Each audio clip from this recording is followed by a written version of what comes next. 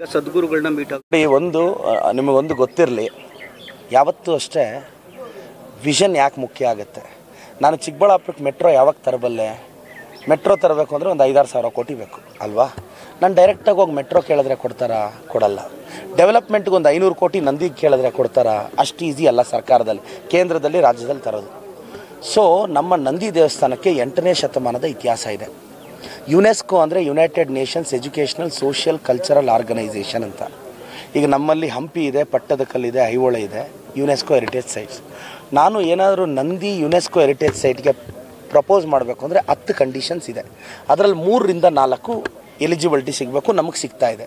ನಾನು ಮೊನ್ನೆ ಕ್ಯಾಬಿನೆಟ್ ಮೀಟಿಂಗಲ್ಲಿ, ಅಂದರೆ ಅದಕ್ಕೆ ಮುಂಚೆ CM ಮನೆಯಲ್ಲಿ ಒಂದು ಚರ್ಚೆ ಆದಾಗ ಎಲ್ಲ IAS ಆಫೀಸರ್ಸ್ಗೆ ಹೇಳಿದೆ. ಅವ್ರು ಹೇಳಿದ್ರು, ಪ್ರದೀಪ್ ಸರ್ ಇದು ನಾವು ಏನೋ ಮಾಡ್ತೀವಿ ಪ್ರಪೋಸಲ್ಲು, ಆದರೆ 10-15 ವರ್ಷ ಹಿಡಿದುಬಿಡುತ್ತೆ ಗ್ಲೋಬಲ್ ಅಟೆನ್ಷನ್ ಗ್ರ್ಯಾಬ್ ಮಾಡೋಕ್ಕೆ, ಒಂದೊಂದು ಸಲ 20 ವರ್ಷವೂ ಆಗ್ಬೋದು ಅಂದರು. ನಾನೇನು ಮಾಡಿದೆ, ಈಗ ಸರ್ಕಾರದಿಂದ ಪ್ರಸ್ತಾಪನ ನಾನು ಮಾಡಿಸ್ತಾ ಇದ್ದೀನಿ. ಏನು, ನಮ್ಮ ನಂದಿನ ಯುನೆಸ್ಕೋ ವರ್ಲ್ಡ್ ಹೆರಿಟೇಜ್ ಸೈಟ್ ಮಾಡಿ ಅಂತ. ಆ ತೀರ್ಮಾನ ತೊಗೊಳ್ಳೋ ಜ್ಯೂರಿ ಮೆಂಬರ್ಸ್ ಯಾರು?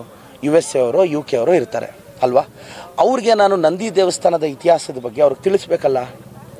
ಹೆಂಗೆ ತಿಳಿಸೋದು? ಇಂಟರ್ನ್ಯಾಷನಲ್ ಇನ್ಫ್ಲೂಯೆನ್ಸ್ ಇರೋ ಲೀಡರ್ಸ್ ಮುಖಾಂತರ ಹೇಳಬೇಕು. ನಾನು ಸದ್ಗುರು ಅವ್ರಿಗೂ ಮನವಿ ಸಲ್ಲಿಸಿದೆ, ಸರ್ US UK ಅಲ್ಲಿ ನಮ್ಮ ನಂದಿ ಟೆಂಪಲ್ ಬಗ್ಗೆ ಆ ಜ್ಯೂರಿ ಮೆಂಬರ್ಸ್ ಗಮನಕ್ಕೆ ಬರೋಂಗೆ ದಯವಿಟ್ಟು ಒಂದು ಪ್ರಸ್ತಾಪ ಮಾಡಿ ಅಂತ ಅವ್ರು ಒಪ್ಕೊಂಡಿದ್ದಾರೆ. ಒಂದು ಯುನೆಸ್ಕೋ ವರ್ಲ್ಡ್ ಹೆರಿಟೇಜ್ ಸೈಟ್ ಬಂದರೆ ಏನು ಅನುಕೂಲ ಆಗುತ್ತೆ? ಇಂಟರ್ನ್ಯಾಷನಲ್ ಟೂರಿಸ್ಟು ನಮ್ಮ ದೇವಸ್ಥಾನಕ್ಕೆ ಬರೋಕ್ಕೆ ಸ್ಟಾರ್ಟ್ ಆಗ್ತಾರೆ.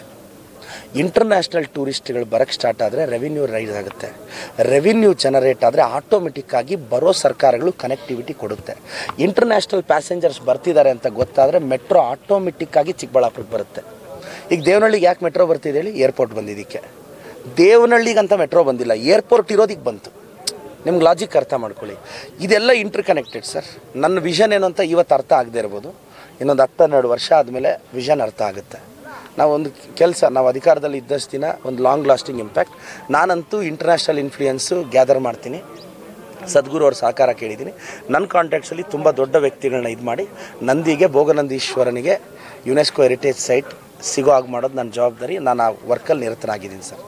ಹೈಯೆಸ್ಟ್ ಟೈಮ್ ನಾವು ರೀಚ್ ಆಗಿದ್ದು 3.5 ನಿಮಿಷ. ಅಂದರೆ ಆ್ಯಂಬುಲೆನ್ಸು ಆ ಮನೆ ಕನೆಕ್ಟಿವಿಟಿ. ನೀವು ಭಾಳಷ್ಟು ಜನ ಒಂದು ರಿಯಲೈಸ್ ಆಗಬೇಕು, ನೀವು ಪ್ರದೀಪ್ ಈಶ್ವರನ ಯಾವ ಕಾರಣಕ್ಕೆ ಇಷ್ಟಪಡ್ತೀರೋ ಗೊತ್ತಿಲ್ಲ. ಅಮ್ಮ ಆ್ಯಂಬುಲೆನ್ಸ್ ವಿಚಾರಕ್ಕಂತೂ ನೀವೆಲ್ಲರೂ ನನ್ನ ಮೇಲೆ ನಿಷ್ಕಲ್ಮಶವಾದ ಪ್ರೀತಿ ತೋರಿಸ್ಲೇಬೇಕು ಸರ್. ತಿಂಗಳಿಗೆ 15 ಲಕ್ಷ ಖರ್ಚು ಮಾಡ್ತಿದ್ದೀನಿ ಸರ್ ಅಮ್ಮ ಆ್ಯಂಬುಲೆನ್ಸ್ಗೆ. 10 ಆ್ಯಂಬುಲೆನ್ಸ್ ಬಿಟ್ಟಿದ್ದೀನಣ್ಣ, 20 ಡ್ರೈವರ್ಸ್ ಅಣ್ಣ. ಡೀಸೆಲ್ ನಂದು, ಆ್ಯಂಬುಲೆನ್ಸ್ ನಂದು, ಅದ್ರ ಮೇಂಟೆನೆನ್ಸ್ ನಂದು, ಡ್ರೈವರ್ ಸ್ಯಾಲ್ರಿ ನಂದು, ಅವ್ರದ್ದು ಊಟ ತಿಂಡಿ ನಂದು. ಬೆಂಗಳೂರಿಗೆ ಹೋಗ್ಬೇಕು ಅಂದರೆ 5-6 ಸಾವಿರ ಕೊಡಬೇಕು. ನಮ್ಮ ಆ್ಯಂಬುಲೆನ್ಸಲ್ಲಿ ನಾವು 1 ರೂಪಾಯಿ ತೊಗೊಳ್ಳಲ್ಲ. ಒಂದು ಸಲ ಕೆಲವು ಎಷ್ಟು ಟ್ರಿಪ್ಸ್ ಆಗುತ್ತೆ ಗೊತ್ತಾ? ತಿಂಗಳಿಗೆ 15 ಲಕ್ಷ ಖರ್ಚು ಮಾಡ್ತಿದ್ದೀನಿ. ನನಗೆ ಗೊತ್ತಿಲ್ವಾ 15 ಲಕ್ಷದಲ್ಲಿ ಒಂದು 30-40 ಬರುತ್ತೆ ಅಂತ? ನನಗೆ ಗೊತ್ತಿಲ್ವಾ 15 ಲಕ್ಷ ಉಳಿಸಿದ್ರೆ 1.5 ಕೋಟಿ ಆಗುತ್ತೆ, ಅದರಲ್ಲೊಂದು 2 BHK ಮನೆ ಕಟ್ಬೋದು ಅಂತ? ನನಗೆ ಗೊತ್ತಿಲ್ವಾ? ನನ್ನ ದಡ್ಡನ? ನನಗೆ ಗೊತ್ತಿದೆ. ಆದರೂ ನನ್ನ ತಂದೆ ತಾಯಿಗಾಗಿದ್ದ ಪರಿಸ್ಥಿತಿ ಯಾರಿಗೂ ಆಗಬಾರ್ದು ಅನ್ನೋ ನಿಷ್ಕಲ್ಮಶವಾದ ಮನಸ್ಸಿನಿಂದ ಮಾಡ್ತಾಯಿದ್ದೀನಿ. ಅದಾಗಲಿ. ಈಗ ಮುಂದಿನ ವಾರ ಮತ್ತೆ ವರಮಹಾಲಕ್ಷ್ಮಿ ಹಬ್ಬಕ್ಕೆ ಸ್ಯಾರಿ ಸ್ಟಾರ್ಟು. ಈಗ ಅಲ್ಲಿ ಸೂರತ್ತಲ್ಲಿ ಮಳೆ ಜಾಸ್ತಿ ಇರೋದ್ರಿಂದ ಡಿಲೇ ಆಯಿತು. ಇಲ್ಲ ಈ ನೆನ್ನೆನೋ ಇವತ್ತು ಸ್ಟಾರ್ಟ್ ಮಾಡಬೇಕಾಗಿತ್ತು. ಇನ್ನು 2 ದಿನಕ್ಕೆ ಸೀರೆ ಡಿಸ್ಟ್ರಿಬ್ಯೂಷನ್ ಸ್ಟಾರ್ಟು. 3ನೇ ವರ್ಷ ಯಶಸ್ವಿಯಾಗಿ ಕೊಡ್ತಿದ್ದೀನಿ. ಈಗ ಮುಂದಿನ ತಿಂಗಳು ಬಟ್ಟೆ ಕೊಡ್ತೀನಿ ಮಕ್ಕಳಿಗೆ, ಸ್ಕಾಲರ್ಶಿಪ್ ಕೊಡ್ತಾಯಿದ್ದೀನಿ, ನಿರಂತರವಾಗಿ ಮಾಡ್ತಾನೆ ಇರ್ತೀನಿ. ಇಲ್ಲಿ ಬರ್ದಿರೋದು ಯಾರು ತಪ್ಸೋಕ್ಕಾಗುತ್ತೆ ಸರ್? ನನಗೆ ಬರ್ದಿದೆ ಇನ್ನೂ ಒಂದು 15-20 ವರ್ಷ ಅಲ್ವಾ? ಎಲ್ಲರೂ ಅವ್ರೋಗಿ ದೇವ್ರನ್ನ ಕೇಳ್ಕೊಂಡ್ರೆ MLA ಆಗ್ತಾರೆ. ನಾನು ದೇವರೇ ಡಿಸೈಡ್ ಮಾಡಿದ್ರೆ MLA ಆದವನು.